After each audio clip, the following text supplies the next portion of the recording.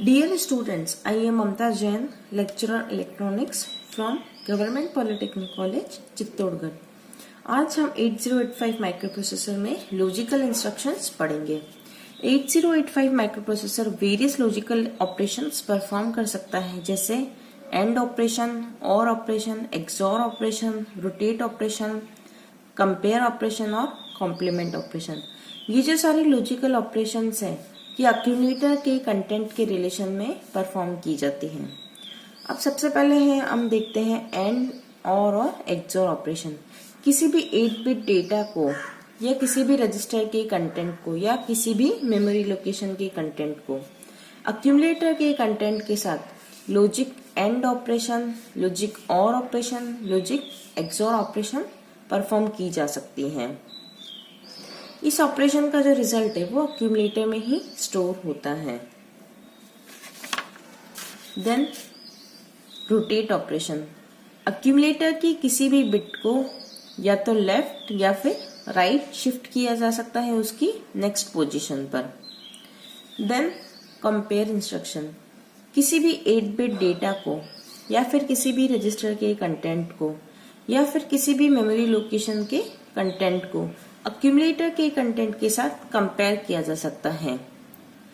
Compare करने में 3 result generate होते हैं, या तो नंबर इक्वल हो सकते हैं, या नंबर ग्रेटर देन हो सकता है, या नंबर लेस देन हो सकता है। तो कंपैरिजन का जो रिजल्ट है वो स्टेटस फ्लैग के थ्रू रिफ्लेक्ट किया जाता है। Then last complement operation, accumulator का जो कंटेंट है वो कॉम्प्लीमेंट किया जा सकता है। कॉम्प्लीमेंट का मतलब है जो 0 है वो 1 से रिप्लेस हो जाएगा और जो 1 है वो 0 से रिप्लेस हो जाएगा। अब सबसे फर्स्ट जो लॉजिकल इंस्ट्रक्शन है वो पढ़ते हैं हम। सबसे फर्स्ट लॉजिकल इंस्ट्रक्शन है ANA-R या फिर ANA-M।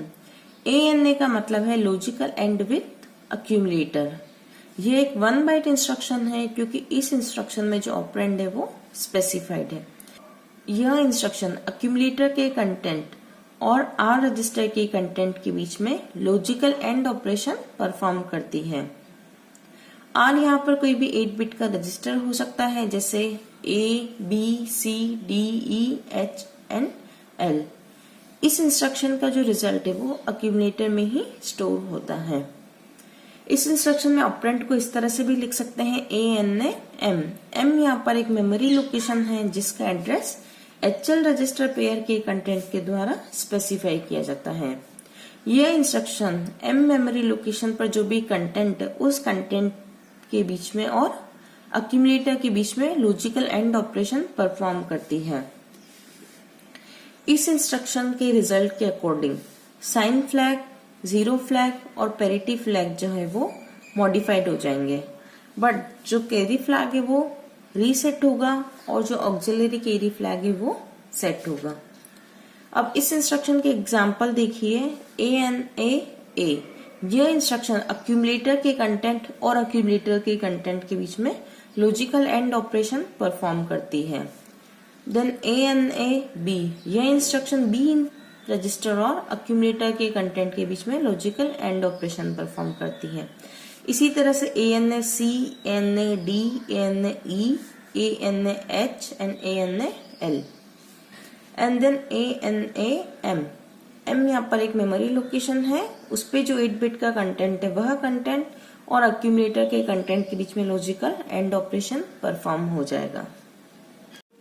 अब हम एक प्रॉब्लम सॉल्व करते हैं ANA इंस्ट्रक्शन से related. The content of the accumulator and the register D are 54H and 82H respectively. Accumulator का जो कंटेंट है वो 54H है और जो D रजिस्टर है उसका कंटेंट 82H है। Logically and the contents of register D with the content of accumulator. D register के कंटेंट को और एक्यूमुलेटर के कंटेंट को लॉजिकली एंड ऑपरेशन परफॉर्म करवाना है। Show the flags and the content of each register after ending। Flag का status और ending operation करने के बाद ईच रजिस्टर का कंटेंट है वो हमें शो करना है। तो लॉजिकली एंड ऑपरेशन परफॉर्म कराने के लिए यहाँ पर हम इंस्ट्रक्शन यूज करेंगे ANA-D। यह इंस्ट्रक्शन डी रजिस्टर के कंटेंट को और अक्यूमुलेटर के कंटेंट के बीच में लॉजिकली एंड ऑपरेशन परफॉर्म करेगी। अब हम इंस्ट्रक्शन के एग्जीक्यूट होने से पहले कंटेंट देख लेते हैं। ए रजिस्टर में जो कंटेंट है वो है 54 और जो डी रजिस्टर में कंटेंट है वो है 82। फ्लैग का स्टेटस इंस्ट्रक्शन के एग्जीक्यूट होने से पहले हमें पता नहीं है, इसलिए यहाँ डोंट केयर लिखा हुआ है। अब ये इंस्ट्रक्शन डी और ए के बीच में एंड ऑपरेशन परफॉर्म करेगी। एक बार हम एंड ऑपरेशन की जो टेबल है वो रिव्यू कर लेते हैं। एक्स और वाई के बीच में एंड ऑपरेशन करना है और इसका जो रिजल्ट है वो आएगा एक्स डॉट वाई। दोनों 0 0 है तो 0 रिजल्ट आएगा, 0 1 होने पर भी 0 रिजल्ट आएगा और 1 0 होने पर भी 0 रिजल्ट आएगा। अगर जो दोनों डेटा है वो दोनों 1 है तभी इनका जो एंड ऑपरेशन है वो 1 आएगा। ए में जो डेटा है 54H उसको यहाँ पर बाइनरी में कन्वर्ट करके लिख लिया है एंड जो डी में डेटा है 82H उसको भी यहाँ पर बाइनरी में कन्वर्ट करके लिख लिया है। अब इन दोनों डेटा के बीच में एंड ऑपरेशन परफॉर्म किया है। 0 0 means 0, 0 1 means 0, 1 0 is 0, 0 0 means 0, 1 0 means 0, 0 0 means 0, 1 0 means 0 and 0 1 means 0। इस तरह से जो दोनों के एंडिंग का रिजल्ट है वो 0 आया है कंप्लीट। फ्लैग का स्टेटस देखते हैं हम। जो साइन फ्लैग है वो यहाँ पे D7 बिट 0 है, इसलिए जो साइन फ्लैग है वो रीसेट हो जाएगा। देन 0 फ्लैग, पूरा जो आंसर है वो 0 आ रहा है, इसलिए जो 0 फ्लैग है वो सेट हो जाएगा। Then parity flag, number of ones यहाँ पर 0 टाइम है, 0 मीन्स इवन टाइम है, इसलिए जो पैरिटी फ्लैग है वो भी सेट हो जाएगा।